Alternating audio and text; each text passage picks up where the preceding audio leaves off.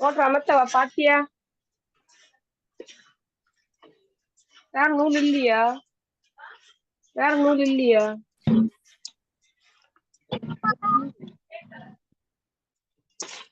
No, where India.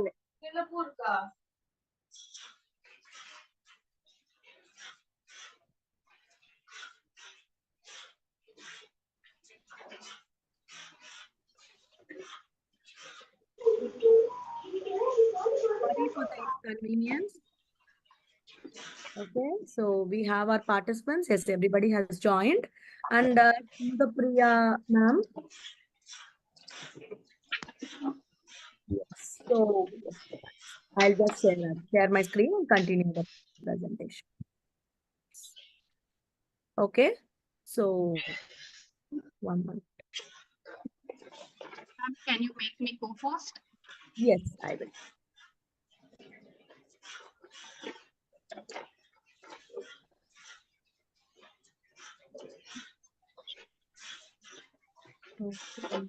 It's Amuda ma'am, you have to make Shanmuga Priya ma'am as co-host. Yes, ma'am, I'll just do it. Just 1 minute. Okay. Just sharing my screen. Is my screen visible?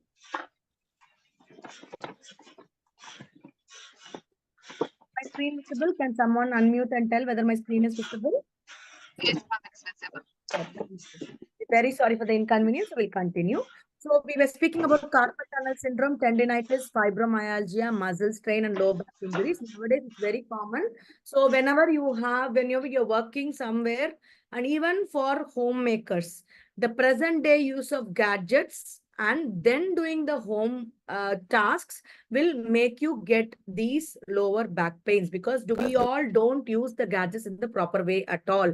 We tend to use our mobiles like lying down, doing, in different postures, which may also cause all of these musculoskeletal disorders. So there is like every chance for muscle pain, low back injuries, rotator injuries, frozen shoulder. The usual thing they say in the doctors say frozen shoulder, which means whenever they slightly move, also it will be severe pain in the shoulder part. Epicondylitis is in this region, you will have the pain.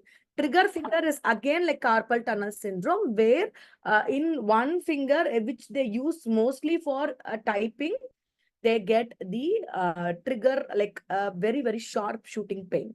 Then osteoarthritis is like degradation of bones in general. It can be due to calcium, vitamin D deficiency, but combined with stress and use of gadgets and improper postures.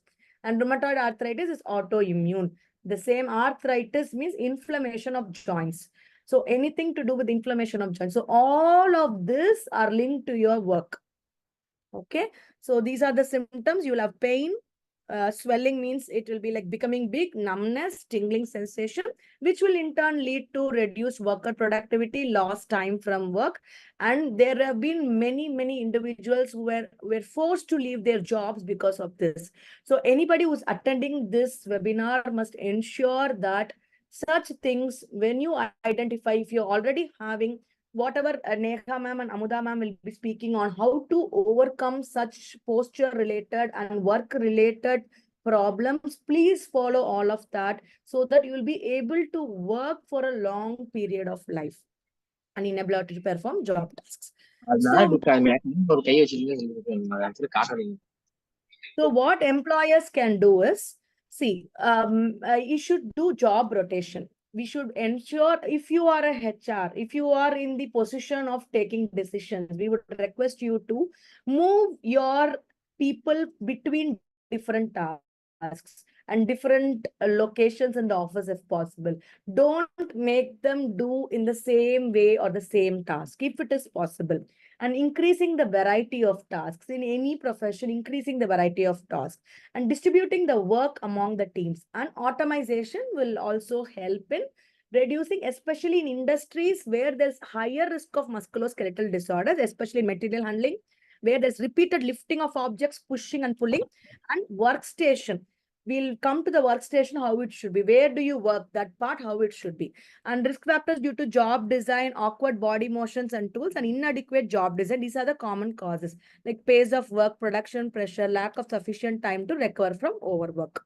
So watch for these signs and inform and train your workers. Encourage early reporting of symptoms.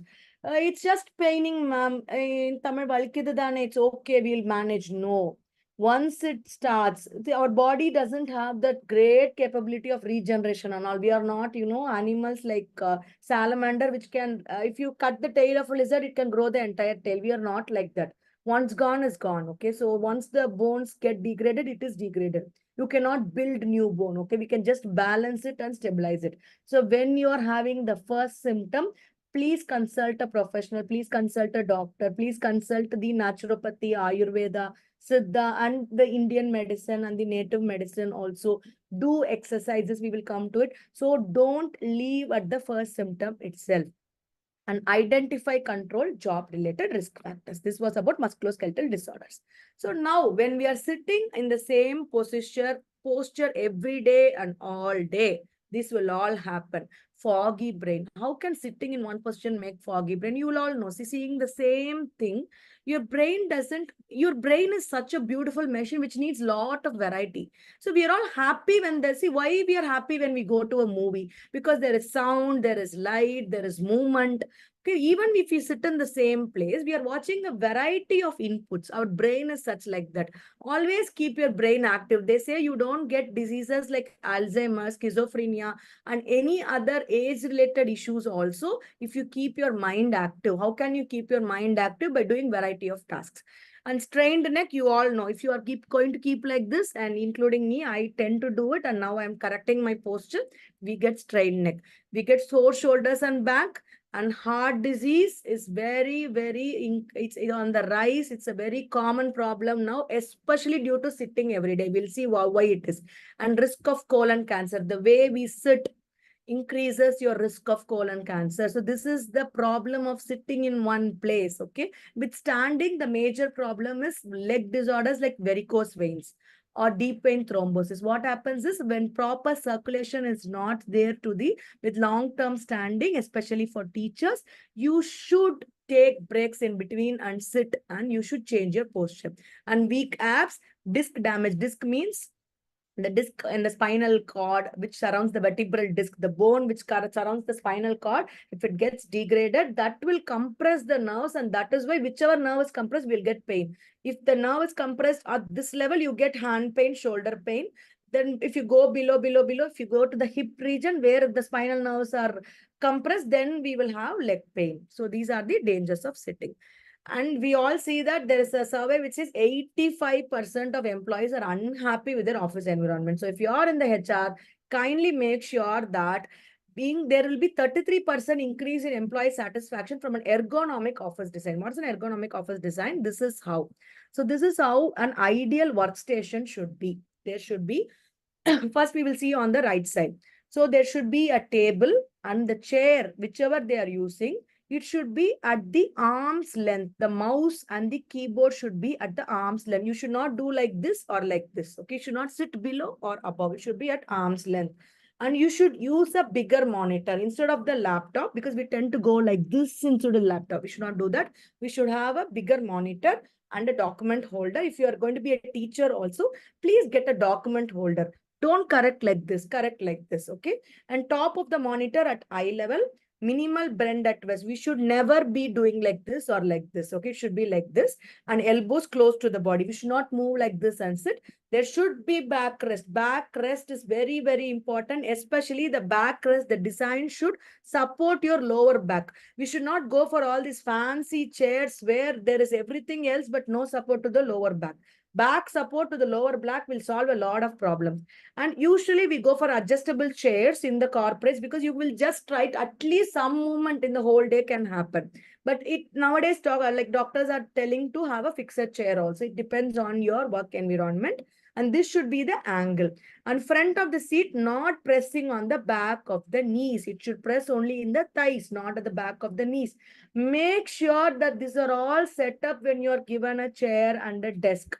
And the feet should be flat on the ground, or you should have a footrest on the table. It is mandatory. Whenever you are, hanging your legs, the circulation will be affected. Our legs are designed to be on the ground.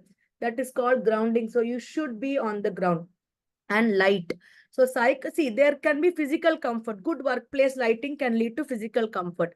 Optimal workplace lighting and temperature can lead to functional comfort. But psychological comfort is very important.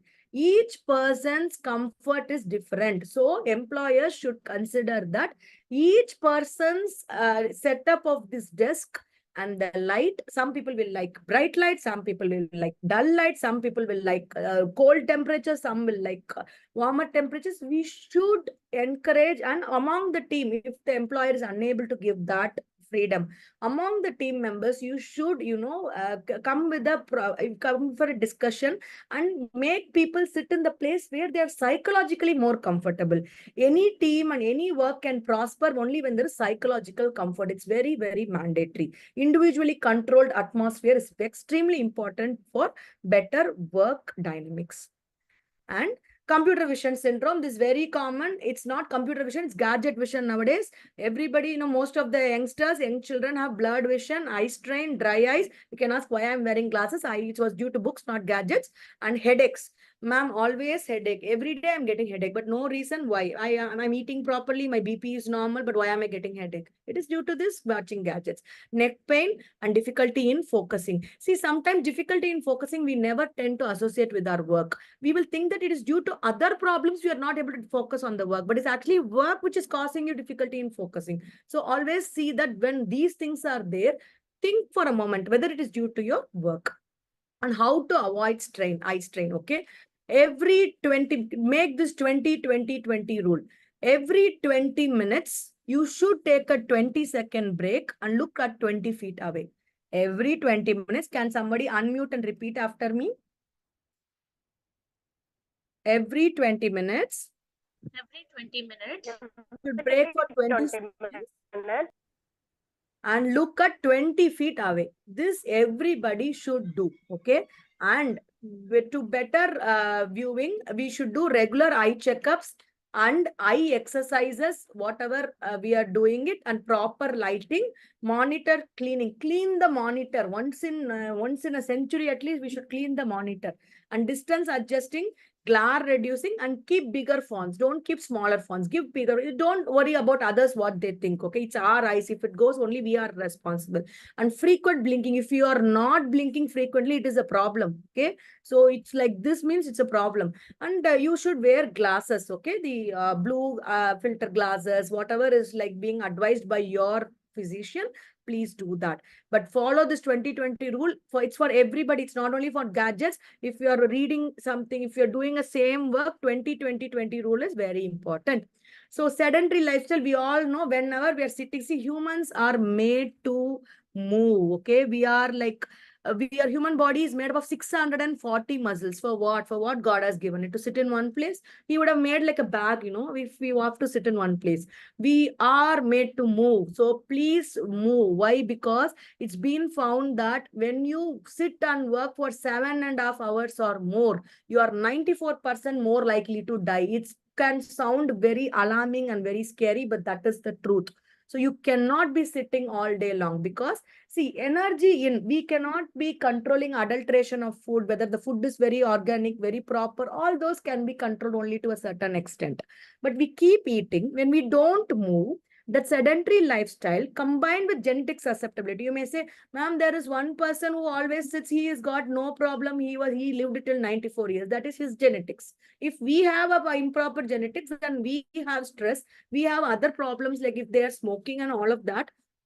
Then what happens is your fat distribution and fat functioning becomes abnormal. So there's poor buffering capacity of the free fatty acids, and that is why these fats get deposited in your blood vessels. Then they block the blood vessel, and it results to cardiac disease. And when there is obesity, when the sugar is not processed properly, it can lead to diabetes. And diabetes comes with its own set of problems. You get high blood pressure, and whenever you get diabetes mellitus at early age, you get kidney disease, you have obesity, and there's increased risk of cancers like breast cancer. These are all directly linked to sedentary lifestyle. Breast cancer, large intestine, lung cancer, and ovarian cancer. Why there is so much cancer on the rise? Because of our sedentary lifestyle. Depression, inflammation, dysfunction of the immune system, weak bones, decrease in muscle mass, physical disability. So this is why we are saying, please be alarmed. It's okay to be alarmed. Don't sit all day. So how to reduce sitting time? Stand up and stretch for a few minutes every hour. Use a standing desk. Take walking breaks. If you can use, don't use your own vehicle or car, use a public transport, use walk or bike to work. Use stairs instead of elevators when it is 1 or 2 floors. Ma'am, 90 floors, ma'am, I will go by stairs. No, that is not correct. That will again lead to knee problem. Use, stairs when it's first floor or second floor. Set a timer to remind yourself to get up and move regularly. Ma'am, all of this you say, is it doable? It is doable. See, keeping a timer in your mobile phone is not a problem at all. Keep an alarm. Okay, remind yourself. Sometimes we may be very engrossed in the work that we will not be able to. Incorporate physical activity like walking. When you have to go to a shop or when you go, please walk. Okay, have walking meetings. In your team, at least in your team, encourage walking meetings instead of sitting in a conference room. Choose some hobby like dancing, hiking, sports. And if you are not able to do all of this, ma'am, these are all difficult for me, join yoga. Very simple. One activity, yoga, meditation, pranayama will cover all of this, and Amuda ji will be speaking on it. And opt for a walk or light exercise during lunch breaks. These all are mandatory. If you don't want to, get all the risk of diabetes, cardiac disease, and all the cancers, you have to reduce the sitting time. Okay. These are these things which I wanted to. Now we'll go to mental health, because that is where our webinar comes in, like work-life balance. Okay. In any industry, 61% of the workers said their productivity was affected by mental health. What are the mental health issues? Stress. Stress is like there are symptoms of stress which Dr. Ms. Negaji will be explaining. Burnout is I'm not able to do anything, ma'am. I'm not able to do work at all. I'm just burned out. Okay. And anxiety, depression. Anxiety means something, keeping you awake all the time. What will happen? What will happen? And depression. And then substance abuse. Because of all these mental health issues, only in the corporate culture, there is more of smoking and drug abuse. Okay. Alcohol abuse. So mental health should be addressed to prevent all that. And what are the reasons for workplace stress? Studies have told that unrealistic expectations of managers. This we cannot change because they have their own set of unrealistic expectations of the corporate world. But the next most important is attaining work-life balance. If you don't have a work-life balance, then you will be stressed. See, we all don't get the freedom to do what we love to work. Okay, that's very difficult in a realistic society. But work-life balance is one of the major problems. Heavy workload, looming deadlines, co-worker conflicts. Neka ji will be addressing how you can manage all of this. Okay, and so now it is 6:35. I will just take 3 minutes of your time to show you a video which will say work-life balance is impossible, but in a positive way. After that, we will move to Dr. Amudaji. Okay, I will just share this video for you. Okay, so are we all there? Are you all sleeping? If you're not sleeping, then give some hands up or something, or show some reactions. Something. Please do that. Otherwise, I will think that all of you are sleeping. Yes, Muthulakshmi ma'am has told she's not sleeping. Very good, very good. Yes, ma'am, we are active. You're active. Okay, thank you. So we will now go to this video which I want to show you. Okay. Share computer sound. Brahmaji, please.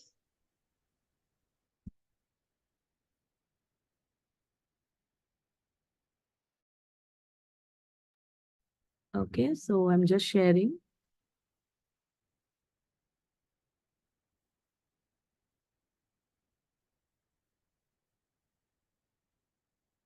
Is my screen visible?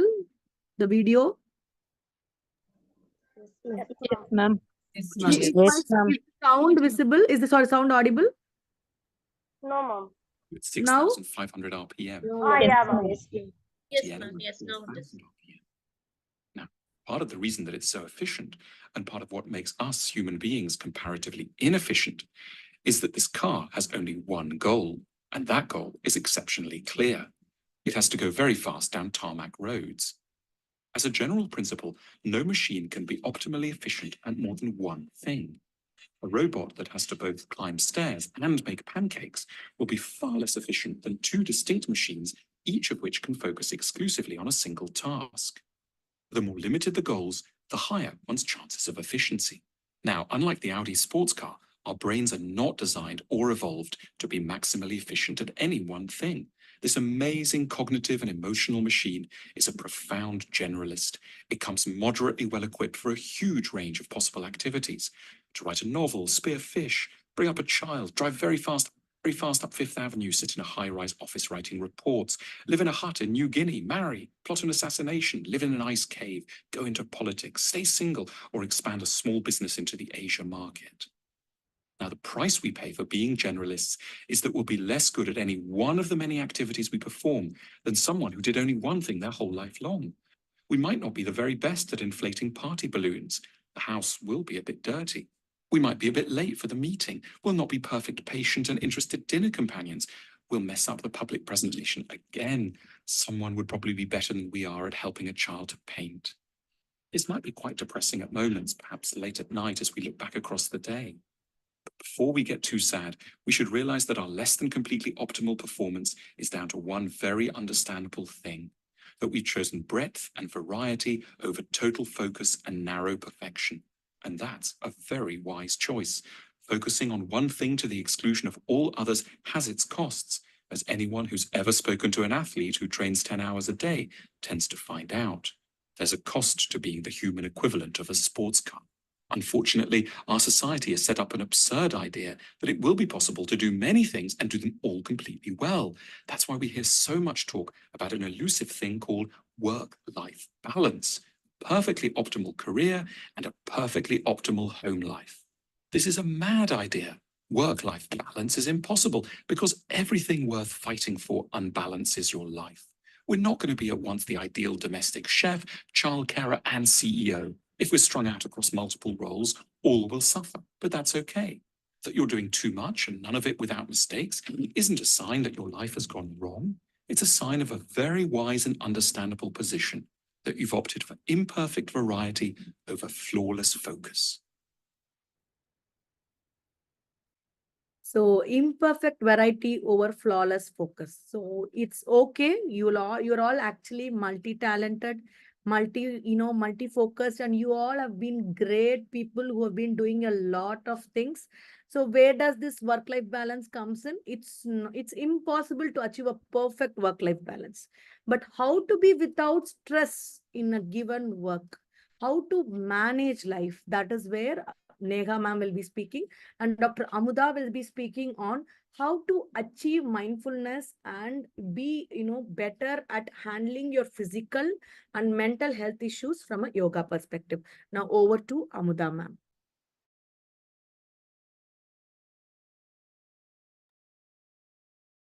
Thank you, Dr. Preeti. Namaste and good evening to one and all. So let me just share my screen.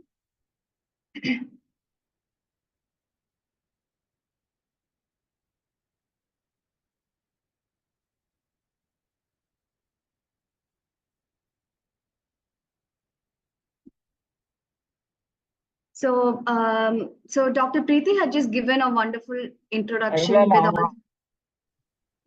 Am I audible? Is my screen visible to everybody? Yes, ma'am. Yes, ma'am. Oh, thank you. Yeah. So basically what I'll be covering today is at desk or at your job place, how does naturopathy and yoga come into the picture? So how can you incorporate naturopathy and yoga at your workplace? So moving on, the first would be, I would just like to give just a small outline on what and all health risks you have when you're concerned with a desk job, or you're focused on sitting at a desk for most of the day. So Dr. Preeti had given a much detailed introduction regarding the health risks. I'll just be giving just a small outline as to what the health risks would be. One would be back and neck pain, which would come because of the improper posture which we sit in during our jobs. Next is repetitive strain injuries. So these repetitive strain injuries are those when you, like, say, for example, you're constantly typing, or you're constantly writing something. For teachers, you're constantly correcting papers, or you're writing with a chalk, or or for IT employees, there's a constant code going on that you'll have to keep typing. There's a lot of mousing work going on. So all that, what happens is there is repetitive use of your muscles of your hand or your shoulders or your back, or all those muscles, when they tend to get used like very frequently like that, it leads to a strain or a stress in your muscle. So that tends to make your muscle very weak, leading to a lot of wear and tear injuries in your muscle. So those are called as repetitive strain injuries. Repetitive means just keeping on using the same muscle more and more, and strain is where the stress part, or your muscles can work only for a, the workload of your muscles is very, just to a nominal extent. And if you overload your muscles, that is when the strain injuries come in. So these repetitive strain injuries basically come because of overuse of your muscles. And next is eye strain. Eye strain, not just strain, but dryness of eyes, the loss of focus, the power issues, the lens problems, everything come under this. It's due to the desk job. Okay. And then obesity and weight gain. Prolonged sitting in one place, one particular place, like in any not just jobs, but even during your lifestyle. If you're like just sitting for more than, like, say, every 1 or 2 hours, you will have to get up and take a break for some 5 to 10 minutes. Because if you keep prolonged, keep sitting for a prolonged period of time, what happens is your metabolism comes down. So once your metabolism comes down, what happens is the glucose uptake or the metabolism of your glucose in the body does not happen properly. So it leads to increased accumulation of glucose in your body, which is one of the major risk factors of obesity, followed by weight gain. And once you get obesity or there's a weight gain, it increases the risk of your cardiovascular problems and also all other hormonal and metabolic issues in your body. So always make sure that you always take a break every 1 or 2 hours. You stand up, do some stretches, which I'll be focusing on the next few slides. Yeah. And then mental health issues. Yes, prolonged looking at just one particular thing, having a lot of things going on in your mind. You have a meeting the next moment, and then you're getting very anxious about it, or you have something very, important to share, and then all that, that makes your mind go into a state of stress, into a state of anxiety, panic attacks. So all that happens when you just keep focusing on one thing. So taking a break is very, very essential when it comes to a job which requires a long time of focusing on one particular. And then metabolic issues, as I've already told, because of the increased amount of glucose present in your blood. And then fatigue and reduced energy levels. So once your metabolism starts to kick in, that is when you will have the increased energy in your body. So when your metabolism is hampered, or it's slowed down, or if there's some irregularity in your metabolism, what happens is you will start to feel very sloggy. You will start to feel that fatigue inside you. You won't have that energy or that enthusiasm to just go on to the next work. I want to do that. I want to do this. No, we will always be like, oh, what am I doing? Why is it like this? Why am I not able to focus? All that, you feeling very tired, or you feeling that I'm not able to do this, I'm not able to focus on this, all that is a sign of reduced energy levels or a disturbed metabolic rate. Yeah. So coming to the things which we can do to combat the sedentary lifestyle by ourselves. In naturopathy, we have various branches of treatment, but here I will be focusing on just 4 main aspects of the treatment in naturopathy, which can help you combat a sedentary lifestyle by yourself. Because the other branches in naturopathy, they require the help of a naturopathic practitioner to come and give you that treatment in person. Whereas these 4 techniques, these are something which we can do for ourselves by our own. At our own workplace or at our own home, we can just keep practicing these 4 techniques. 1 is having a good diet, and 2 is regular practice of yoga, 3 is aromatherapy, and 4 is maintaining a good mental health. So diet and yoga, aromatherapy, these come under a very simple and basic techniques of naturopathy, which have profound benefits, which none of us are, like most of us are not aware of. Okay, so there's a proper way in which we will have to plan our diet. There is a set of yoga asanas or just yoga poses basically, or yoga stretches, which can be done at your workplace itself, from the chair on which you're sitting, or just around the room in which you are. And aromatherapy, aroma means smell, and therapy means therapeutic treatment. Okay, so using smell, the smell which we inhale has a lot of uh, medical benefits. That it has a lot of therapeutical benefits. It does wonders to our body, to our nerves, to our muscles, which we are not aware of. So that I'll be talking about. And maintaining a good mental health. So how to maintain a good mental health in the naturopathic way is what I'll be talking about, just an outline. Whereas Mrs. Neha ma'am will be focusing more on the psychological aspect of how we can maintain a very good mental health. So moving on, so how do we plan our diet? So these are the basic tips and tricks which all of us know, but most of us fail to do so. That may be because of the lack of the time we have, or maybe because, it's just like, I have this work to do, I have so many things bundled up, so I can't pay attention to it. No, your diet is very important. What you eat is what you are and what you become. Okay, so your food is your medicine. So you will have to focus on what you're eating, how you're eating. Always be mindful about it. Knowing what is in your plate and knowing what that plate's content is going to do to your body is what we call as mindful eating. So the first point is to stay hydrated. Okay. 3 to 3.5 liters of water per day is the basic quantity which one has to have. 3 to 3.5 liters. Why I'm telling you that what is very important is because just like how our earth is, that is how our body is also. We believe that, that like how we have the 5 elements on the, or the Panch Mahabhutas, we believe in naturopathy that our body is also made up of the 5 elements or the 5 Panch Mahabhutas.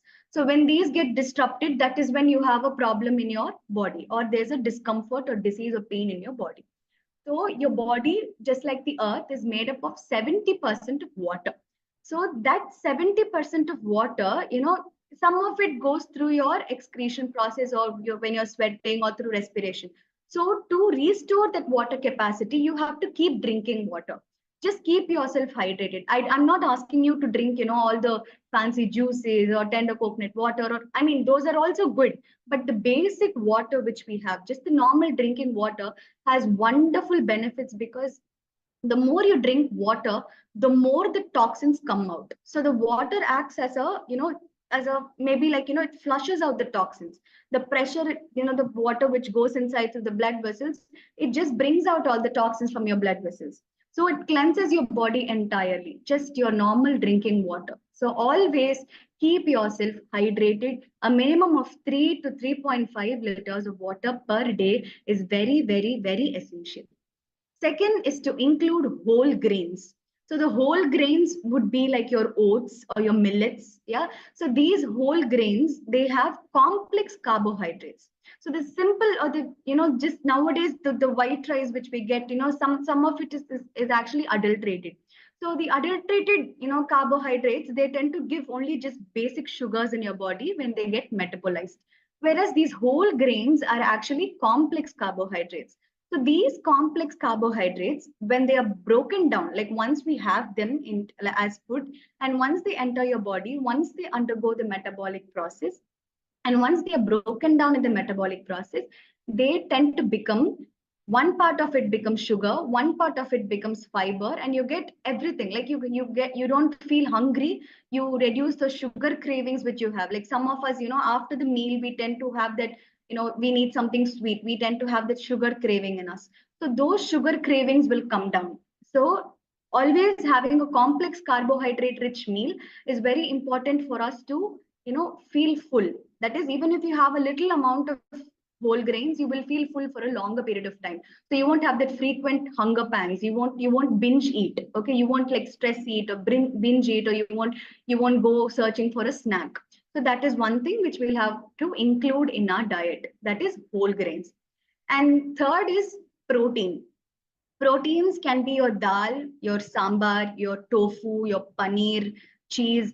Any kind of protein is very essential, because protein, it tends to build your muscle mass, that is your muscle strength. Okay, so it is very, very important. I'll be telling on the next few slides on how to plan your plate accordingly. So proteins are very important because they are very, they are responsible for your muscle health or your muscle strength. And next is loading up on fruits and vegetables. Raw fruits and vegetables does wonders to the body because once you have it raw, okay, what happens is there is a component called as tryptophan, which gets released into your bloodstream. So this tryptophan is a wonderful component for balancing your emotions or your brain hormones or your emotional hormones. So this tryptophan is proven to improve your mood, that is improve your happiness level. It gives you a good relaxed feel, it just relaxes you, it calms you down completely. So you don't get that anxious feeling, you don't feel scared of something or something. So regular intake of fruits and vegetables, raw fruits and raw vegetables have been proven to increase the level of tryptophan in your blood, which improves your mood or leading to a better mental health. And next is healthy fats. Healthy fats are like your avocados and then your nuts, seeds, everything comes under healthy fats. Again, healthy fats are also linked to the tryptophan release, and they also help in making you feel full for a longer period of time so that you don't tend to binge eat or you don't tend to overeat. Okay? And always snack smart. So if you're working in an office and then you have some tea breaks or something in between meetings, you have a break. So rather than going to the canteen to have some chat or something, you can always, pack yourself a box of mixed dry fruits or mixed seeds or yogurt. Yeah, all those healthy kind of snacks which tend to give you those good nutritional antioxidants and vitamins and minerals. And rather than the processed foods, you can always shift to the mixed nuts or mixed dry fruits. So those will also help you, they will have a good health impact on you as well. And they'll also keep you full for a longer period of time. And always limit processed foods and sugary snacks. So again, this processed food and sugary snacks, as I've already told you, these tend to increase the level of glucose in your blood. So what happens is once the amount of glucose in your blood increases, it leads to a issue called as insulin resistance. So what basically insulin resistance is, you have an insulin molecule and then you have a glucose molecule. So what happens is this insulin molecule goes in search of a glucose molecule to go and get binded with it. So once the glucose gets bound with the insulin molecule, that is when the glucose metabolism starts. But what happens is when we take in lots of processed foods, a lot of junk foods, what happens is the number of glucose molecules increases. Whereas the number of insulin molecules to go and bind with the glucose molecules comes down because the number of glucose is increased. So instead of a 1:1 ratio, it's a 1:2 ratio. So what happens is only 1:1 can bind. So the rest of the one is just on the bloodstream. So this, what happens is it increases the level of cortisol in our body. So the cortisol is also called as the stress hormone. So this cortisol, along with the free glucose molecule in your blood, they tend to increase the fat deposition in your body. Nowadays, most of us have this lower abdominal fat, there's this lower pouch in our tummy. So that is one major sign that you have got insulin resistance or there is an increased level of cortisol in your body. So an increased level of cortisol or an increased level of insulin resistance leads to obesity, weight gain, metabolic disorders, sluggishness, tiredness, and all that comes because of the sugary snacks and the processed foods which we take in. So always shift to snacks which are healthy, which are whole, like your mixed nuts, fruits, vegetables, and try to limit your processed foods and your sugary snacks, your junk foods, any kind of junk foods which are packeted, canned, preserved, no. And next is limiting your salt intake. Okay. Salt, yes, basically without salt, the food does not taste good. I can understand that. But the salt when we go to a higher extent of taking in salt, what happens is salt, basically the sodium chloride in it causes water retention in your body. So what is this water retention means? Like say you have a particular organ, just any organ for that matter, or like today, for example, let us take the heart, just for an example. So your heart is like that. So what happens is when you have an excess salt or there's too much of salt in your diet, what happens is the sodium chloride causes water retention around the organ or around the heart like this. So the heart is there, and then you have a surrounding, a membrane of the water retention caused because of the salt. So whenever you have a membrane surrounding something, what happens is it puts pressure on that particular organ. Okay. So once there's a pressure on that particular organ, the organ's normal function will not happen as efficiently as it was before the membrane was formed. Okay. So the salt causes water retention in the body. That water retention, it causes pressure on your organs, making them to not function properly. So it is very essential to cut down on your salt intake. I'm not asking you to avoid it completely. You will have to cut down. Like say you're using like 1 spoon of salt per dish. You can cut it down to like half spoon or 3/4 of the spoon to begin with. And then slowly you will get used to it. Yeah, but cutting down of salt is very important to, just give your body that relaxed feel for it to make, for it to just go on with its normal work. Yeah. Right. So next will be how we should actually plan our meal. So on the left side, we have a pyramid, and on the right side, we have an image of a plate. Okay. So in this pyramid, if you can see, the bottommost part is your vegetables, salads, and fruits. So the bottommost part of the pyramid is where we will have to focus more on, or which your plate should be, the maximum portion of your plate should be this. Okay. And then moving on, we have your carbohydrates, that is your wholesome cereals or your rice or your chapati, that comes the next. And then come your protein. Okay. And then the next two things are protein, fats. Okay. And then the last would be your foods, which are high in fat, sugar, and salt. So those should actually never be a part of your meal at all. But some days when you crave, yes, you can have them, but always in moderation, not regularly, not every day. Only on days when you really feel like you want to have it, you can maybe go in for a very small amount of it, but not too much.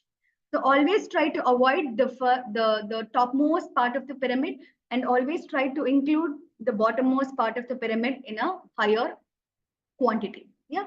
So coming to this plate. So if you have a plate, you have your meal plate like this. No. So in this meal plate, you will just have to visually or mentally just divide your plate into these parts, where 25% of your plate will be your carbohydrates. That will be your main meal. Okay. So that will be your rice or your chapati or your dosa or idli or whatever your main dishes you're having. That will be your 25%.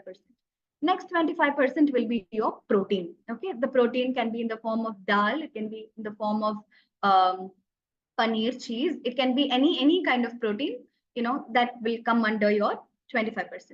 The next 10% will be your fats. The fats is nothing but the oil or the butter which you use for cooking. So that will again come under whatever you make. And then the rest 40% of your plate should be fruits and vegetables. Fruits and vegetables are very, very essential because they give you that necessary antioxidants, the necessary vitamins and minerals responsible for the normal functioning of your body. If you skip that 40%, if you go lesser than the 40%, that is when the balanced diet, harmony gets disturbed. So always maintaining a good balanced diet is very, very essential for a normal and a healthy body maintenance. So moving on to yoga at desk. So in yoga, we'll be seeing different aspects of it. So one will be the physical postures which you do for the body. Next will be how to focus on your eyes, like for your eye health. And the third will be your breathing techniques which you can do. And then lastly, we'll be talking about meditation practices as to what can be done at your desk itself. So first will be yoga at desk, the physical postures basically. So the first we'll be talking about seated forward fold. So the first picture which I've given here is the seated forward fold. So how we'll have to do this is your chair. You'll have to come onto the very tip of your chair. Okay. After coming to the very tip of your chair, you will have to stretch both your legs out. You will have to take your arms up and then bend forward and try to touch the tip of your toes with your hands. So that is your seated forward fold. Okay. Then moving on to your cat and cow stretch. So this cat and cow stretch is, again, you sit on your chair and then you sit straight nicely, and then you'll have to hunch your back. Your back is straight like this. you will have to hunch it like this, and then you will have to bend forward. So it comes like you go a concave bend and then you go into a convex bend. So these two come under the cat and cow stretch. The next is the chair pigeon pose. So this chair pigeon pose is the third picture here, where again you'll have to sit on the tip of your chair. Okay, and then you'll have to bend one knee and place one feet on top of the other thigh. Okay, and then you'll have to just bend forward and give a good pressure on that particular leg. And the fourth will be your seated spinal twist. Okay, so this again, you'll have to come to the edge of your chair and then just hold your chair on the sides and then give yourself a nice twist, both the sides. Okay, so that is your seated spinal twist. And the next is wrist and finger stretches. So you just, when you're sitting on a chair, you just stretch your hands in front of you, just basic wrist movements and finger stretches, wrist rotation, inversion, exversion, everything. You can just do it whenever you're sitting in a chair. Next is neck stretch. You'll just have to keep one hand on the other ear and then stretch your neck nicely like this. And then backward, forward movement, neck rolling, all kind of neck exercises you will have to do whenever you're sitting on a chair. And next is your desk forward fold. So your desk forward fold is where you'll have to get up from your desk, pull your chair in front of you, push your chair in front of you nicely, and then you'll just have to make this L shape of your body. That is, your hands hold the chair, and then your body comes into a perfect 7 shape. Okay, and then you'll just have to hang your head down in between both your hands. So that becomes your desk forward fold.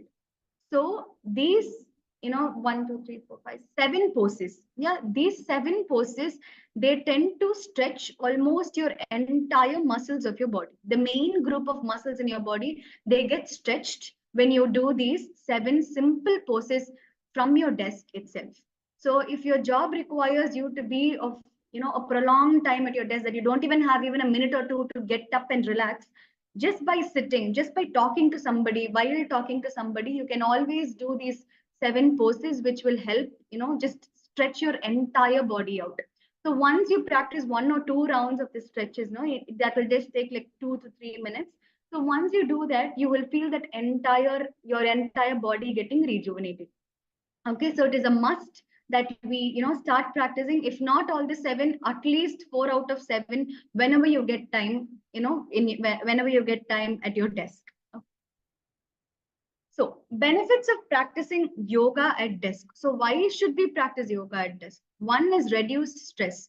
So when you do yoga, what happens is your breathing tends to come back to a rhythm automatically. So you will experience a more deeper breathing. You won't have that shallow breathing. Your breathing, you will breathe to your entire lung capacity. So once this regular practice of yoga sets in, there will be a wonderful level of breathing. So once that good level of breathing sets in, your stress levels will automatically come down. Because if you observe, once somebody is stressed, they tend to have this shallow breathing. They don't tend to breathe deeply. So that is why, most of us, we advise others, like, when you feel stressed or when you're angry or anxious, we tell them, calm down, take a deep breath. That deep breath is to calm themselves down. That is to reduce our stress. So that is why yoga is very beneficial, because it tends to, harmonize your breathing. Okay, second is improved posture. As I said, most of our muscles there in the last 7 poses, they get stretched, they get utilized. Okay, so that leads to an improved posture. Okay, next is increased flexibility. So once your muscles and your bones are strengthened, automatically your body becomes more flexible. And next is enhanced concentration and focus. So one main thing in yoga is we actually, when we're doing a particular pose, we tend to concentrate on our breathing and also concentrate on the stretch which that particular pose is giving us. Okay, so this concentration automatically tends to improve your concentration and focus in general, just by focusing on your breathing and just by focusing on the stretch which the particular pose gives in your body. It tends to improve the overall concentration and overall focus in your mind. Then boost their energy levels. Again, regular practice of yoga improves your metabolic rate. It is proven to improve your basal metabolic rate. And once your metabolic rate is improved, automatically your fatigue goes down. That is, your sluggishness goes down and your energy levels are high. Okay. Relief from aches and pains, yes, because it stretches the major muscles of major group of muscles which cause a lot of pain in the body. So those muscles get strengthened, so you don't have much of aches or pains. There's improved circulation because there is enhanced breathing. Circulation and breathing are intertwined. So once your breathing is normal, your circulation automatically becomes normal. Yeah, and there's enhanced mood again because of good breathing, and it promotes mindfulness and presence. Okay, so we know what this particular pose is doing to the body. Yeah, we know that this, if I do this pose, there is this part of my leg which is getting stretched, or this part of my back which is getting stretched. So I'm feeling that release or relaxation in my back because of the stretch. So that is called as mindfulness. Mindfulness is knowing what you're doing and what you're doing, what it does to the body, all that, all the details which you know and practice, that is called as mindfulness. And lastly, it is accessible and convenient. So yoga is very accessible. All of us can practice at our own time, at our own place, wherever we are now. Now, just this last 7 courses, we can just do it from a simple chair itself. So it is very accessible, and it's the most convenient form of physical activity, which requires no fancy equipment at all. It just requires you and your body and your breathing. So you will just have to put in your mind, body, and soul into it and start practicing it to experience its wonderful benefits. Yeah. Right. So moving on to how to take care of your eyes. Again, we saw regarding the physical body, like the muscles of the body, the back, the neck, the legs, every single. But again, on a desk job or on a computer related job or on any kind of desk job, be it, your eyes tend to work the more. You know, the more you use your eyes, the more the strain the eyes go into.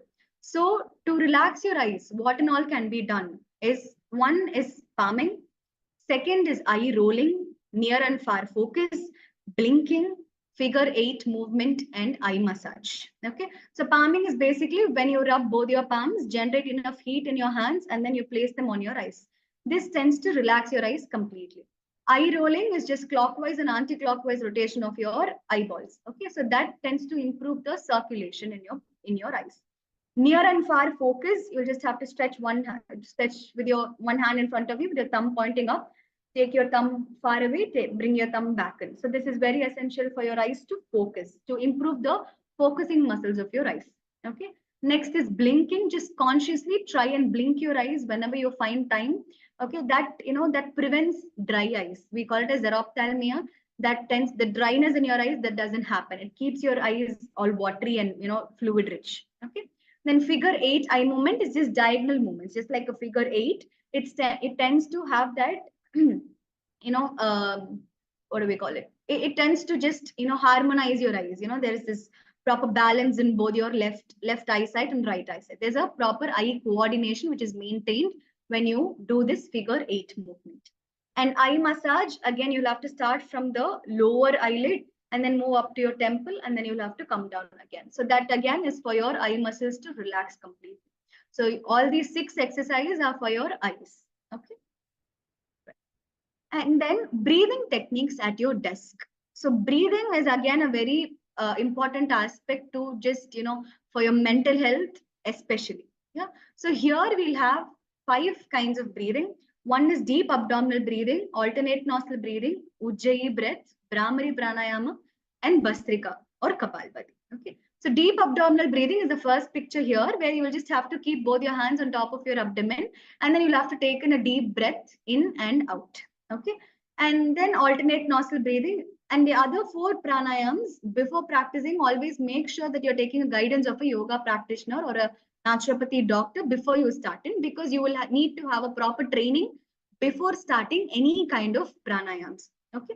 So all these pranayams mentioned here, they tend to, relax yourselves completely. So one, this deep abdominal breathing, when you're taking deep breaths and, just focus on the movement of your abdomen with that of your breathing, what happens is you automatically, your mind tends to calm down. So always try to focus on your breathing whenever you're feeling tensed or whenever you're having some kind of discomfort. Okay.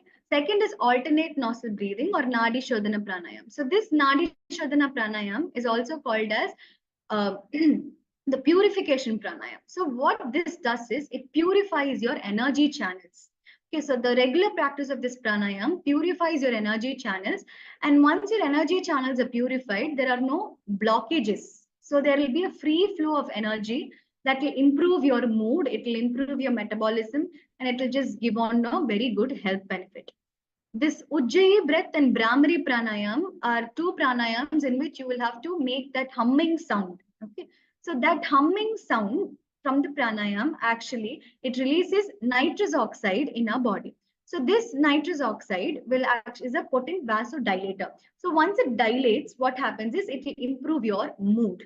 There will be a proper blood circulation, and it will improve your mood. And the Bastrika and Kapalbhati require a fast exhalation. Okay, so once you exhale fast, what happens is you let go of all the worry and tension. So when you exhale forcefully, all the worry and tension, they just go out from your breath. So all these 5 pranayam techniques help a lot in managing your stress and also improving your metabolism. All right. I just take some 5 to 7 minutes of your time. Okay. So next will be taking a break. Okay, Dr. Preeti had spoken much about this. So always set a reminder or a timer to remind yourself to take a break. Taking a break every 1 hour, or if possible, every 30 minutes, or just like the 20-20-20 rule, which you had discussed last part. So remember to take a break frequently. Breaks are very, very, very essential. Every hour we will have to take a break. So what do we do in that particular break? 2 things. One is we can keep a step target for ourselves and complete the step target during our breaks. And 2, we can practice any kind of yoga asanas, whichever we feel comfortable. Like here I've mentioned Tadasana and Uttanasana.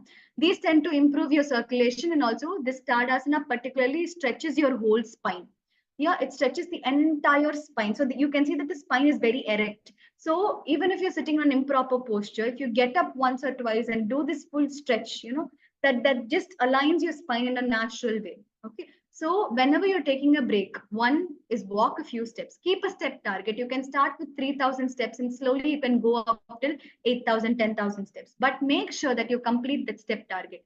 And 2, just these kinds of basic yoga asanas which can be done at your office environment. These asanas do not require much space. They're just confined to just like 2 square feet or something. So that small space, you can always do these kinds of yoga asanas, right? Meditation and relaxation, even during your office hours, just before you get into a meeting, or just before you're getting into a very difficult class that you cannot manage, or any kind of something which is a challenge for you. Always take 1 or 2 minutes to meditate yourself, relax yourself, and then get into the challenge which you're going into. Okay? So the meditation or the relaxation audios, like you'll just get it anywhere. The meditation doesn't need to be only a guided meditation. It can just be any kind of meditation. You can just switch on some kind of soothing music, and then you can just sit, just close your eyes, concentrate on your breathing, and just listen to the music, and that will calm yourself down like anything. So that is one kind of meditation. And then you have guided meditations also, which you will have to practice at a different place, not at your desk. So at your desk, you can always just put on some soothing music, close your eyes, keep your hands in any kind of mudra which you want. It can be chin mudra or Nyan mudra or any kind of mudra which you want. Close your eyes, take nice deep breaths, listen to the music, and then relax. So that is very, very essential for your mental health. Okay, so that makes you focus more. It improves your concentration. The more relaxed you are, the more effective you will be at work. So always try to focus more on keeping yourself calm, keeping your body healthy, keeping your mind calm, so that you can work more effectively. Yeah. So next is aromatherapy at work. So aromatherapy, as I've already suggested, so we have these essential oils which are being made from plants. So these oils, when inhaled, they will give a lot of therapeutic benefits for us. So here I've mentioned somewhere around 7 oils. I'm sorry, 7 oils. The first is peppermint oil. So peppermint has a component called as menthol. Okay, and lavender oil has a component called as linolene. Lemon has a component called as terpene. Eucalyptus has a component called as cineol. Bergamot has a component called as limoline. Rosemary has a component called as linalool. And cedarwood has a component called as cedrine. Okay, so all these components, when taken in a combined form or when taken separate, okay, they tend to improve your mood, or they tend to calm yourselves down. Okay, and they are also proven to have lot of analgesic benefits. Analgesic meaning pain relieving. So any kind of pain, backaches, neck pains, or sprains, or there is some kind of discomfort, or you're feeling that, that pull, nerve pull or something, these aroma oils, when taken, they tend to release everything. So they have this antispasmodic, analgesic, and mood enhancing effects. So they tend to vasodilate your blood vessels. Your blood vessels get dilated, that improves the blood flow, and then you get a good mood. Okay, there is a good secretion of happy hormones in your body. The dopamine, oxytocin, serotonin, endorphin, everything gets secreted just by, just by inhaling a few drops of these oils. Okay. So these oils, how can we use them at our work? So next is what are the aromatherapy techniques which can be done? Okay. So the first will be diffusion. So the diffusion will be just like the pot which is kept here. You will be getting these in the markets also. So the diffusion is where you have a component called as a diffuser. So inside the diffuser, you will just have to put in this aroma oil, and then you just have to switch the diffuser on, just like how our mosquito liquidator works. This is how it is.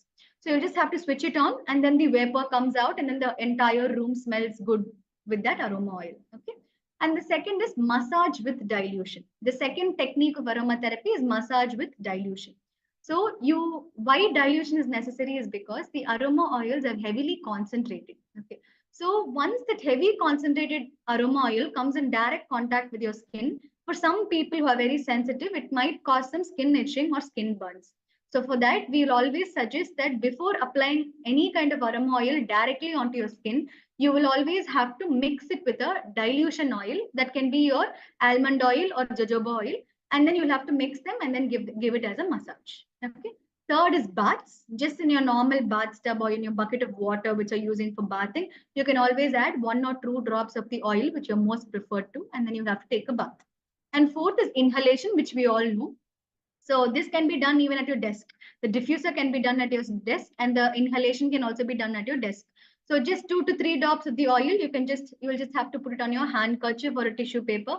And then whenever you're feeling, or whenever you get time, you'll just have to keep inhaling that smell, just keep inhaling that few drops of oil.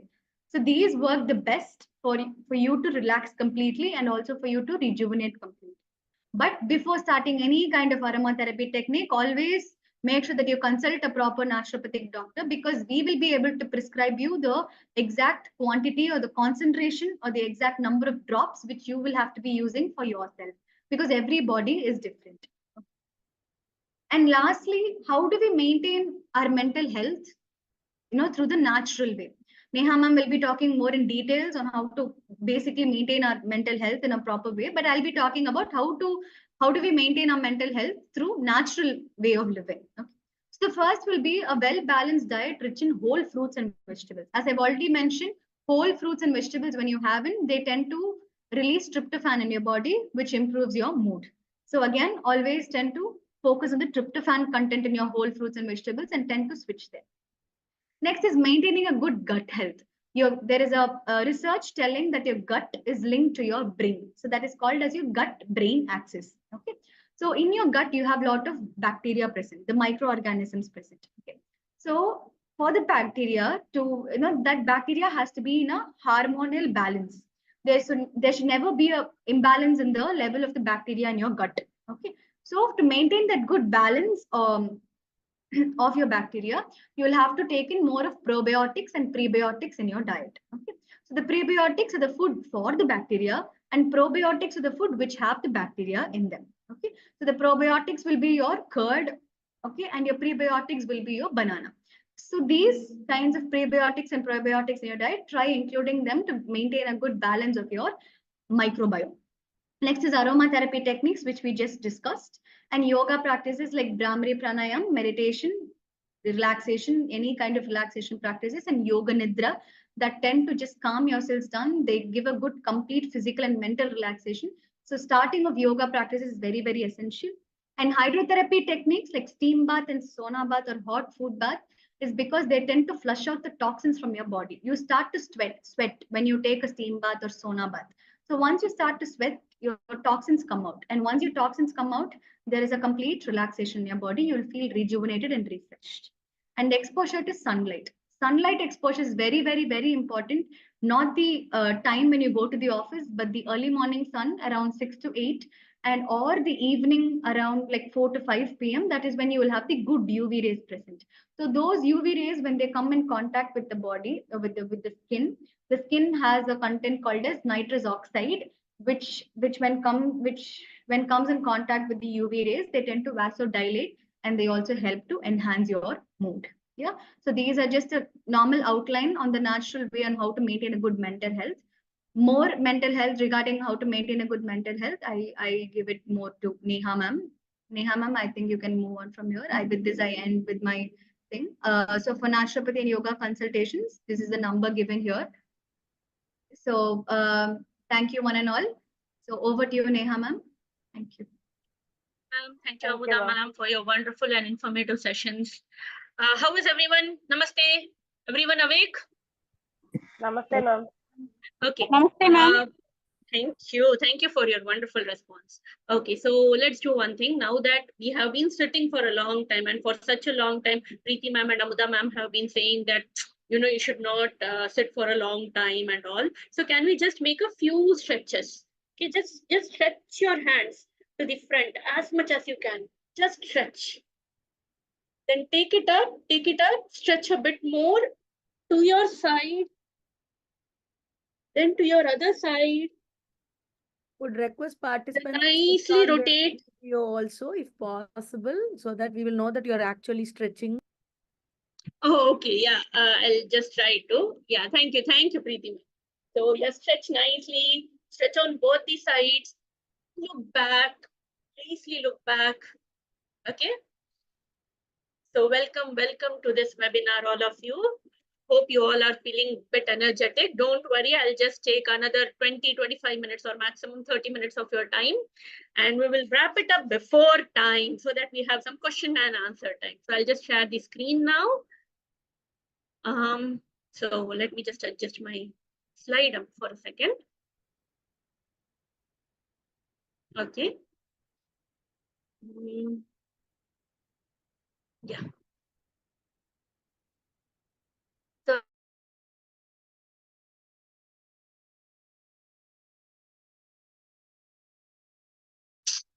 fuck you. Visible, all of you? Yes, you are there. Now we got you back. Yeah, I was not there for a second because of range issues. Okay, so let us just go ahead with the current slide. We'll just start presenting. Okay, so this is, Preeti ma'am and Amuda ma'am spoke about what were the health hazards and how you can manage these health hazards. Amuda ma'am focused on how you can take care of your health in the office. But what about bringing a balance? This is office, professional life. This is house, personal life. How can I bring the balance between the two? So for that only the psychological session is done. Okay. So we'll start with a beautiful quote by our former former President Abdul Kalam ji.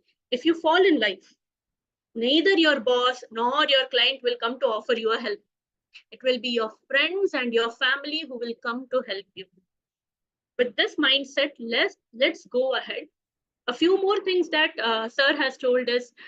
Love your job, enjoy your work, but don't love your company, because it might be that you might need to relocate, you might need to go to some other city, or your company needs some other person and you are not.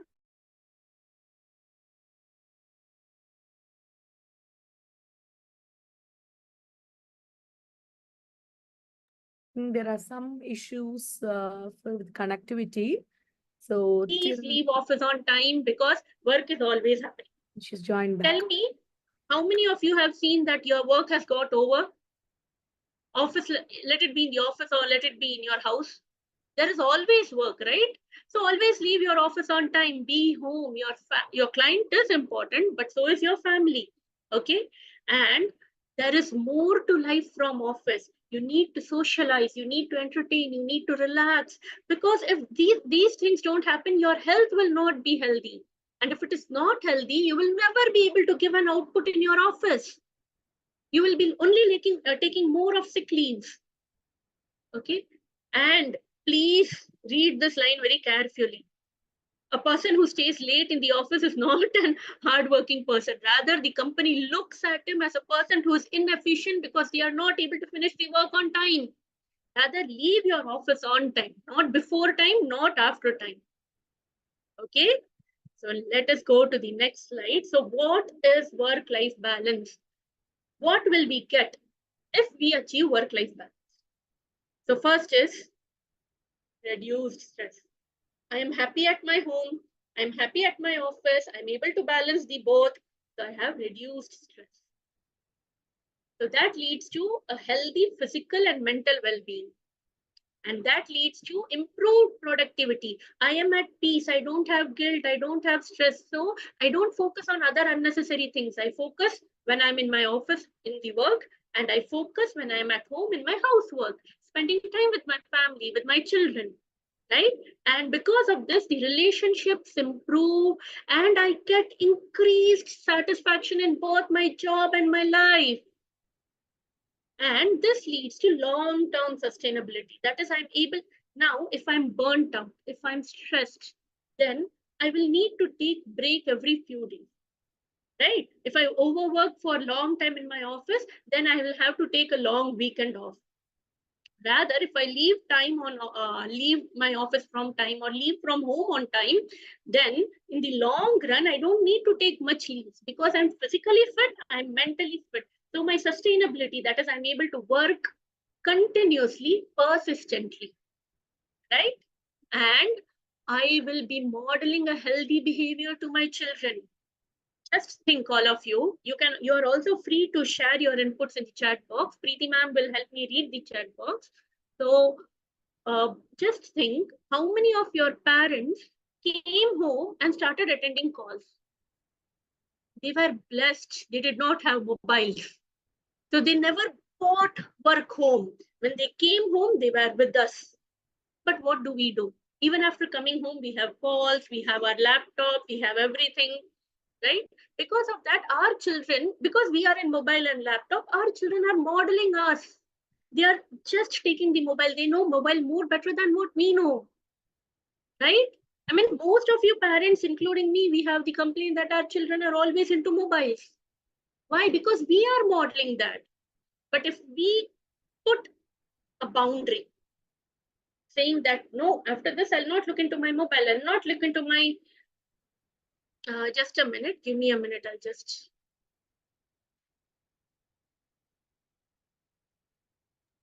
So, ma'am was asking, did anyone's parents came home with mobile? So we never received anything in the chat box. Somebody can unmute and also speak. So, yes, Sorry, ma'am. a bit of internet issue was there, so I just resolved it now. So like I was saying, that is model healthy behavior to our children. If we don't take mobiles at home, that is, if we don't look into our mobiles at home, our children will also not look much into mobile. And if we spend time with them, they will not spend time with the mobile, right? So going to the next one, how many of you can relate with this? Is it relatable to you all? We are stuck in the same slide, ma'am. The work-life balance slide. Is that the same slide, ma'am? No, Yeah. no, I'm just going to the next slide now. So Yes. everyone is clear till now? Yes, Okay, let's play a small game. Okay, so I want you all, now I'll play a music. Okay, I'll give you 2 minutes. Think, what are your values? What are the things you uphold? What are the things you value a lot? Say, punctual, I'm being punctual, I'm a kind person, I'm a modest person, I'm a helpful person. What are your values? And based on your values, depict yourself. Like you can see in the screen here, one woman has depicted herself as a tree.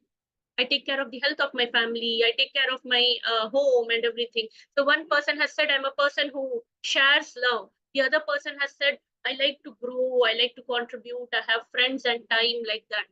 So now I'll play a music, and I want you all to listen to the music and think for a few minutes as to what is your value in life. And then you will share that with me in the chat box. Okay, so your 2 minutes starts now.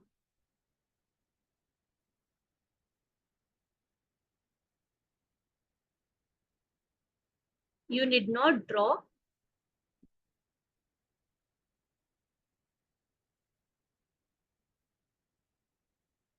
So everyone is requested to think of yourself, what is the best thing about you, and type it in the chat box.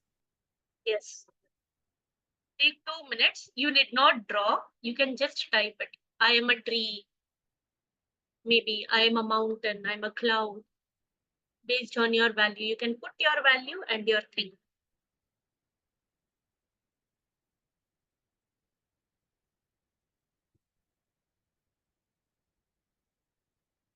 Beautiful. We are receiving a few answers. Sharmila ji says, I'm a butterfly. Oh, I'm a sunflower with happy and sunshine. Nice, nice.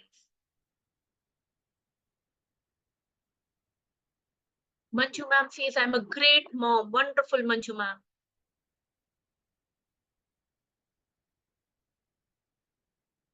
Yes, others. I am a tree and happy. I am a full moon. Nice, Priya ji, Vasanti ji, beautiful. I'm a cool wind. Nice. I'm a supportive, punctual, straightforward person. My daughter says she's a chocolate. Nice, full of sweetness. Superb.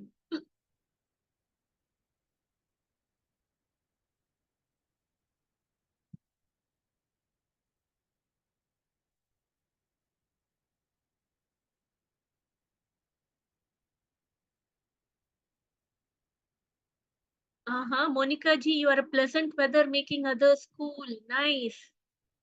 Okay, Sharmila ji, you accept changes. That's why you're a butterfly. Nice. Good, good, good.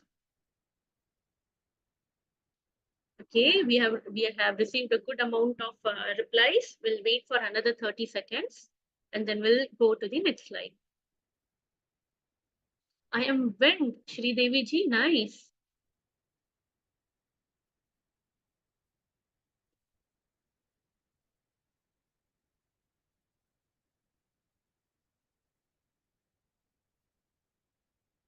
Okay. Now we'll go back to our slide. Okay.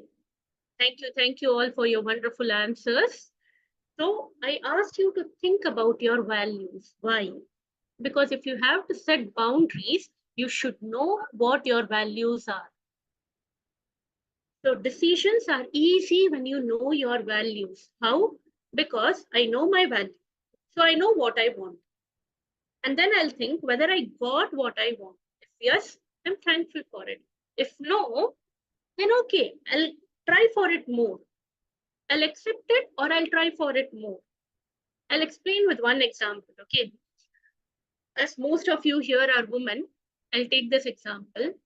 All us women have this thing called as working mom guilt, right? How many of you have it? Can we just see raised hands, please? How many of you have working mother guilt? You are working. Yes, Monica ji says yes, right? Sharmila ji and many more people. Yes, I can see Manju ma'am. Thank you. Thank you for your such proactive responses. Yes, when we are working, we have a guilt that we have left our children at home and we are not with them, right? And if we are a working mother, I mean, if we are a homemaker with our children, we have a guilt that we are not supporting our family financially, right? We have guilt both way around, right? The society expects us to take care of our children, right? Like we don't have a job and to work, I mean, and to go and work as if we don't have children, right? So how can we do it? Here, we should be very clear what our value is. Whether our value, here, no value is wrong. Whether I want to be a very caring mother, stay at home mom, that's a good value. Whether I want to be a woman who works, that's okay. Or I'm a woman who needs to support the family, so I want to work, that's fine. Or I'm a career-oriented woman, that is fine. It is fine. But you should be very clear with your value. This is my value. I want to be a career-oriented woman. I want to be a working mom. I want to support the family financially, or I want to be a person who stays at home and take care of my children. That is fine. Here, there is no right, no wrong. So if you know your value, then you're very clear what your want is. I am working because I want to work. Because I'm a career-oriented person. I am working because I want to take care of my children. Financially, I want to provide for them, support them. I want to make resources ready for them when they come to their college. That is fine. Or I want to be at home and take care of my children so that I bring them well. Fine. So your want is clear. And when your want is clear, whether you are getting it or not, you can work towards it. Okay. So values, want, and then working towards it makes your work-life balance very easy. Nowadays, even fathers are having working father guilt or working dad guilt. Many of the fathers are coming up. In fact, 20 to 25% men who are in the working industry have reported it. So that's really kudos to our men who are coming out and saying that, yes, they want to contribute to the family equally. So now let's play a small game, okay? I just want you all to answer in yes or no in the chat box. Clear? Just answer yes or no. I'll give you 3 situations. Okay.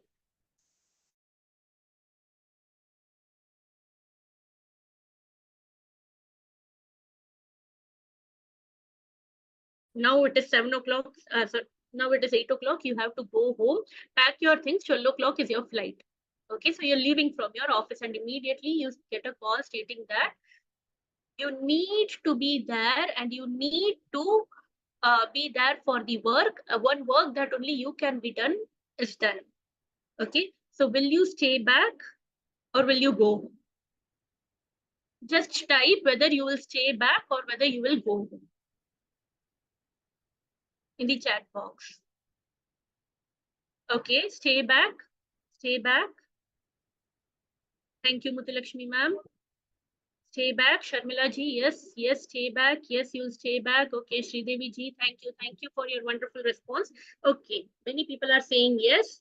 Oh, Vasanti ji, Munuswami ji, thank you, thank you. Okay, now here is another one situation for you. You are sick. Okay, your house is in a mess and there is no one to help you and you have guests coming in. Will you tell your guest to come on a later date? Yes or no? No. You will not tell your guest to come on a different day. Okay, okay, no, no. Okay, I can see many no's. Okay, okay. Thank you, thank you. And here comes the third situation. Okay, your children have to submit a project in the school tomorrow. Okay, they want your help in that. Your spouse is not in town. He's out, he or she is out of town. Okay, and your maid has put holiday for 2 days. Okay, and there is chaos everywhere.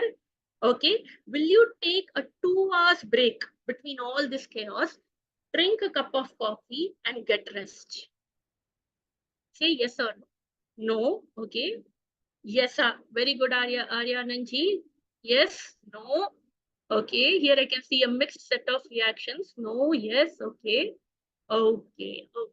Thank you. Thank you for yes, no, I can see still responses coming in. Thank you for your wonderful responses. So the thing is, this was a question, or these were the set of questions to understand what is your ability, how much is your ability to set boundaries. So setting boundaries is you need to have the ability to say a no and prioritize yourself. It's okay if there is a work, but you have applied for vacation, that is your family time. So it's okay, you can always tell them I can come back and do it. But this is a time I have promised my family. You have a flight at 12 o'clock, it is already 8 o'clock. You need to leave, you cannot stay back. See, then you will get all the guilt, all the burnout, all the dilemma and everything. And if it is okay to tell your guest, please come some other day. I'm not in a state, I'm sick. I cannot clean the house or look after you. If you come on some other day, I will be healthy and I'll take care of you well. Set boundary. It's okay to say a no. And similarly, when there is a chaos, it's okay. You deserve time to rest. Taking 2 hours break is not wrong. Once you're rejuvenated, you can again run. Setting your boundaries is prioritizing yourself and getting time for your... It is so difficult. They will mistake us. Our boss will make us, I mean, we may lose the job. How do we take it? How do we take it easily? How do we handle it better? Yes, that is where I'm coming to. Thank you. Thank you so much for the question. See, when I say prioritize yourself, you are not, okay, now we will be looking into the slides. When I'm going ahead, I'll answer you. First is practice self-awareness. That is where the first slide was there. Know your values and your wants. Okay. Next is set where your boundaries are. Okay. That is identify your limits. I can do these many works. I cannot do these many works. This is the time I have to leave. This is the time I have to be there.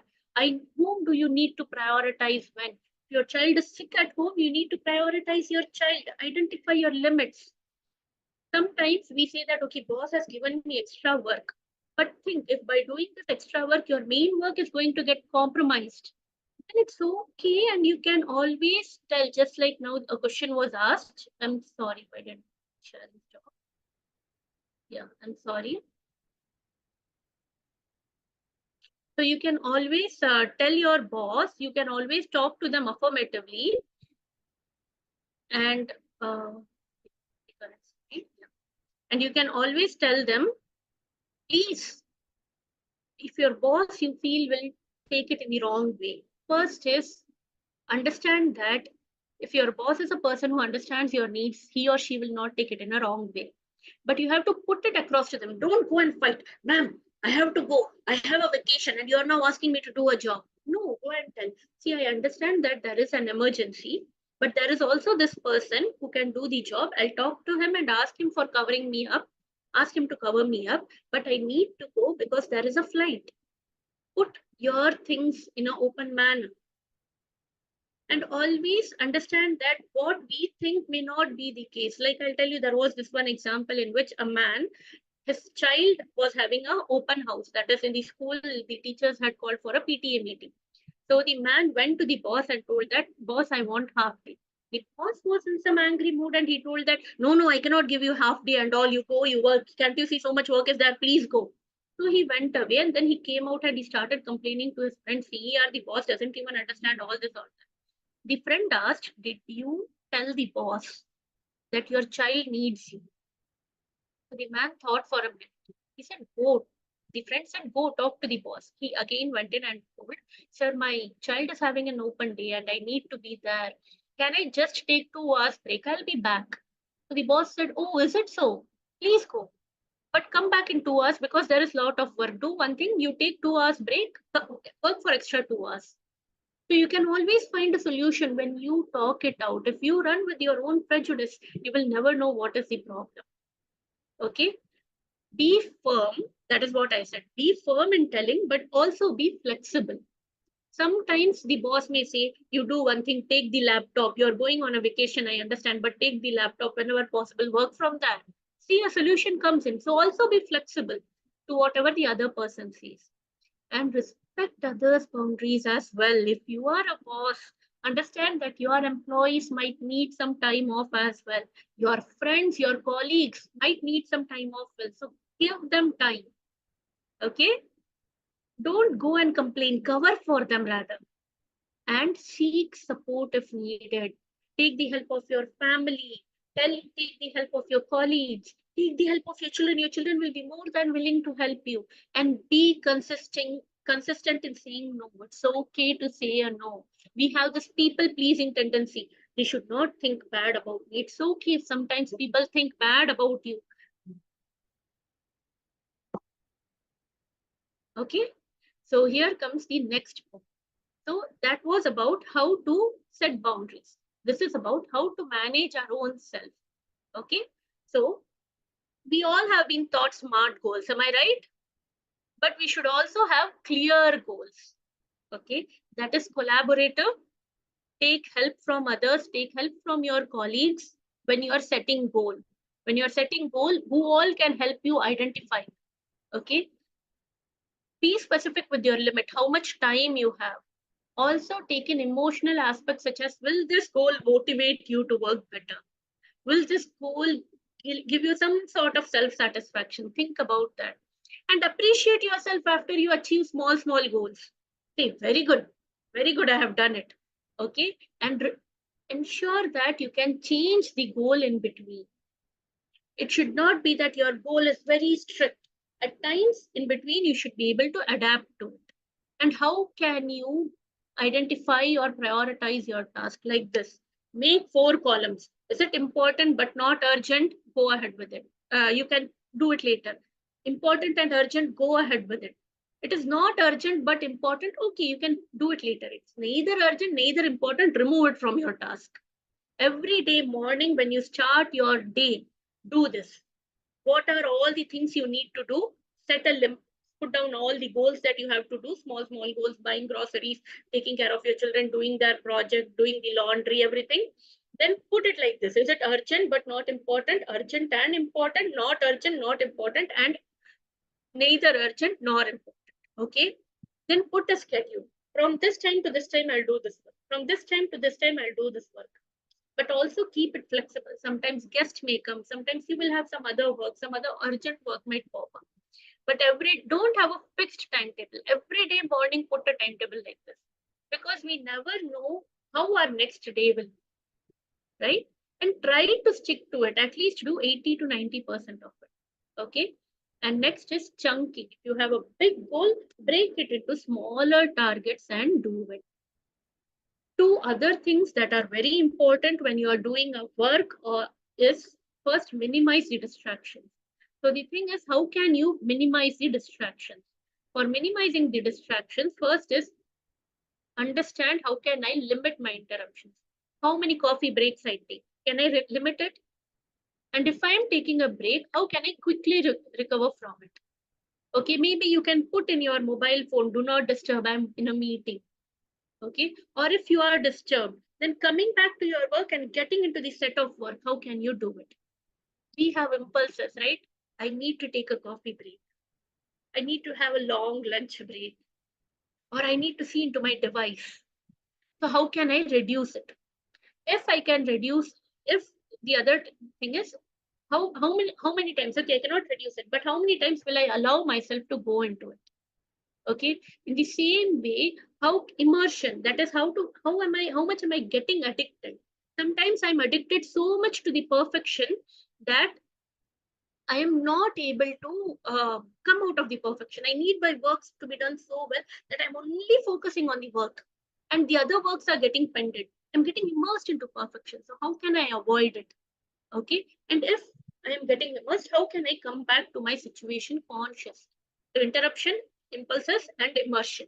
If you work around this, this will help you minimize your distraction. And similarly, the other way is called as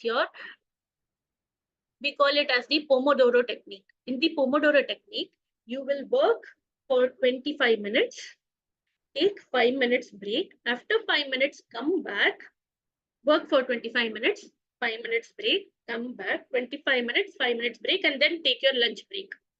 Even if you're working at home, follow this. Because when you take that 5-minute break and you come back to your work, you are able to focus on your work. Right? You're getting a new perspective. You're getting a change of idea. Okay, and this is the last slide for today and also the longest slide. So please give me 5 minutes more. Sorry for all the extra time that I'm taking up. So first is in all these things in achieving the work-life balance, everything, you need to prioritize yourself. So love yourself, like yourself, and accept yourself the way you are. Be proud of what makes you unique. Let go of what you cannot change in yourself. You cannot change everything in yourself, right? The certain things that you cannot change, let it go ahead. Just leave it and go ahead. Identify your strengths. What are your strengths? Think positively. There is always bad situation. I know none of us have good life. All of us have tensions and negativism. But if in that we can look at things positively, it would be a great help. Okay, be kind to yourself. You make a mistake, a glass of water slips from your hand and we start scolding ourselves. What did I do? Such a big mistake. Why did I do this? Oh no, I should not have done this. Rather than that, okay, I made a mistake. I'm a human being. I can make a mistake. It's okay. Let us now solve this problem. Okay, this glass of water has fallen down. Let us just clean it. Okay, I made a mistake in the office Excel report. Fine, I'm allowed to make mistakes. I'm a human being, right? So it's okay. Let's be kind to ourselves. I'll redo it. Fine. and find support. There should be someone to whom you can always talk. And now I'm going to share a list of things that you can do so that this would reduce your stress, and both in your personal front and your professional. Even at home, we are stressed. So, how to overcome stress? How to overcome, even at home, we get burnt out. We are doing so many works, right? So, how to overcome it? So, the first thing would be music therapy. So, to explain you what is music therapy, can you all do me a small help? Just think of one personality of yours. In personality, you have many types like within you, right? So think of one aspect of your personality and a song related to that. To give you an example, okay, I am a people pleaser, okay? So to overcome that people pleasing, there is one Hindi song which is like कुछ तो लोग कहेंगे लोगों का क्या है कहना छोड़ो बेकार की बातों में कहीं बीत न जाए रहना. Okay, so like that you will have certain songs which will reflect your inner thinking, which will reflect your personality, which will reflect one attitude that you want to overcome. So can you share which is that aspect of your personality and what song will do you relate to? I'll give you 2 minutes, think, okay, and put it in your group. Put it in the chat, that is.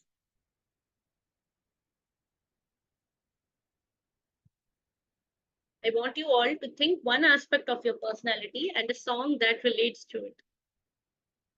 Like I have people-pleasing personality. So to overcome it, I listen to this song always. So what is your go-to song?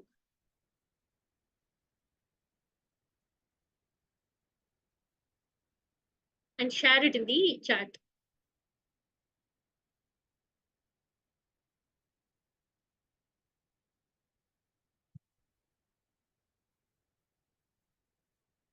Okay, someone has put Singapenne. Super, super. Someone has, I tend to hold. So, idavum kadandu pogum. Nice. Oh, very good. From 36 Vaidinile. Nice song. Na ready ada varva. Super, super Priya ji, super Sharmila ji. Nice. Oh, idavum kadandu pogum is a good song. And Singapenne is surely a motivational song. Oh, super, super. Oh, many people have Singapenne song. Super. Yadir Nichaladi. Nice. Yes, very true. Yadir Nichaladi. Nice song, Monica ji. Super, super. Thank you. Thank you for your wonderful responses. So this is music therapy. Music therapy is not just listening to music. Music therapy is relating to the music, relating to the song. And if you listen to these songs that touch your heart and soul, that is music therapy for you. Okay. Next is music therapy should not be alone. Okay. You should not only listen to music. Along with music, you should sing and you should also dance. And if you should have mindful walks, put down the music in your ears and walk. When walking, no, when you go for a walk, don't talk over the phone to your amma, auntie, or your boss. Put the music and walk nicely. That itself is a music therapy, a movement therapy, and a walk therapy. Similarly, altruism. Do some helpful work. Be volunteer with some NGO. Help out something, maybe your maid's children or something. Some altruistic tendency you should have, because that gives a self of satisfaction, a sense of satisfaction. It gives you like you have achieved some purpose in your life. So altruism. Similarly, have hobbies like drawing, painting. How many of you had stamp collection, coin collection hobbies and all? Can I see raised hands? Or drawing or collecting beautiful drawing. Many people I can see. Yes, Monica ji, Manju ji. Are you following it still? Do you read? How many of you had reading? Do you follow it? If not, then please, you need to give yourself half an hour of time. I'm not telling you every day. Weekly half an hour of time, at least. And get in touch with your hobbies. Sunday half an hour, you deserve it. Get in touch with your hobbies. That itself will help you clear your mind and give you a sense of gratification. Similarly, travel to one new place every year. Whether your family comes or not, you go. Okay. Similarly, have small self-improvement targets. Like in health, I will reduce 1 month, 1 kg in 2 months, or I will eat something like anything related to your health. Professionally, have one target. This year, I will study one extra course. Personally, have one target. Like maybe this year, I'll get this gift for myself, or I'll go travel to this place. Every year, have these small targets that will give you some direction, and it will also give you a sense of appreciation, and buy a gift for you every year once, huh? Or else your family will come and scold me. One gift a year is what I'm saying, and you deserve it. Buy yourself a gift and clap for yourself and appreciate yourself. Very good, very good, very good. Right? Do the right thing, and remember life is short. Okay. So before I end today's session, I want you all to think for 2 minutes and thankful for 5 things that happened today. I want you all to write down 5 things that happened in the whole day today for which you are thankful. Take 2 minutes and do it. In the meantime, we have also shared our feedback form. Oh, someone had shell collection hobby. Nice, nice, super. Okay, we have also shared our feedback form. Please fill in the feedback. And if you like our webinar, we would request you to share your WhatsApp number. We'll join you to our community so that we do have every fortnightly one webinar, because it will be easier for us to give you this information. So if you can join in the community, that would be a great help. And I'll ask Preeti ma'am to continue. In the meantime, I want you all to put on your 5 things you are thankful for. Yes, Sharmila ji, in the form itself, we have the WhatsApp number. You can give it there and we will add you to the group, ma'am. Thank you very much. Think and write down 5 things you are thankful. In the meantime, also fill in the forms, and we have shared our medical guidance number, mind care number, and naturopathy number. It is there on the screen. You can definitely reach out to us for any medical related help. Miss Monica Rajendran had raised her hand. Can we have your question, ma'am? Monica, Yes, ma'am. ma'am. Ma'am, no, ma'am, sorry. It is a previous question. For that, I raised the hand, ma'am. Sure, Okay. sure. Thank you. Anyone Okay, has thank you, ma'am. questions, Thank you you. can please ask. Please feel free to Sure, ask sure. questions. Ma'am, we had a big issue of maintaining the time, ma'am. The time Yes. management is very much hectic to us because we have to take care of our family as well as the workplaces, work-based things and all. So this Yes. is the main thing. Uh, I felt It, so bad on it. no, please don't feel bad. See, there will always be few things that we cannot do. Okay, that is why just prioritize which are urgent and important, focus on them first, then come to think that things that are urgent and require your help, maybe some medical emergency or something, that would be rarely be there, and then come to things that are important. Okay, there are a few things which we will have to let go. We'll plan for 10 things. If we are able to do 60% of the things, that itself is an achievement, ma'am. Because with Okay. the life that we are leading, we cannot have everything. But let us try to do the main ones. And let us I'll not try the take guilt. tables, ma'am. Table you told, no? Yes, I'll try ma'am, it. please. Ah, Yes, today onwards I'll daily just try it. timetable would definitely help, ma'am. Something Sure, ma'am. Sure. which Yes, we ma'am. have tried and it helps. Yes, ma'am. Okay, ma'am. Okay. Thank you, ma'am. Thank you. Any more questions? So this is regarding our medical guidance. So we have our free medical guidance, and it's like we provide guidance on hospitals, then second opinions, and we help with accommodation, travel for outstation patients. Any sort of medical queries, you can contact us. And the Mind Care Psychological Counseling Initiative is free for students of any school, including our own DAV group and other outside schools. And people who cannot afford, who will not be able to pay, who do not have a source of income, it is free. Any number of sessions, it is free. And we have a team of expert counselors with whom you can get counseling sessions. And if you're able to pay, it's an affordable fee of 300 rupees per session. So we would urge everyone to share this information to those who are needy. And our naturopathy and yoga helpline is also a free helpline. Please note down these numbers, and we look forward to your feedback. And if there are no more questions, thank you all for joining this interactive session. And thanks to Amuda ma'am and Neha ma'am for the enlightening session. And thanks to our team who have been instrumental, and to the management for this webinar. So looking forward to future webinars. So can we end the webinar, ma'am? Yes, ma'am. Thank you very much, all of you, for your time. Namaste all. Namaste. Thank you. Namaste. Namaste. Thank you, ma'am.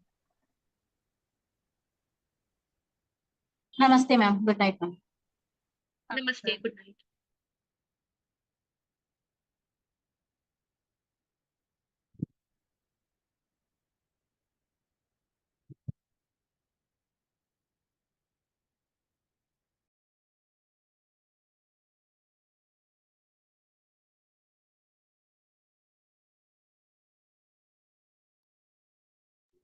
Thank you, ma'am.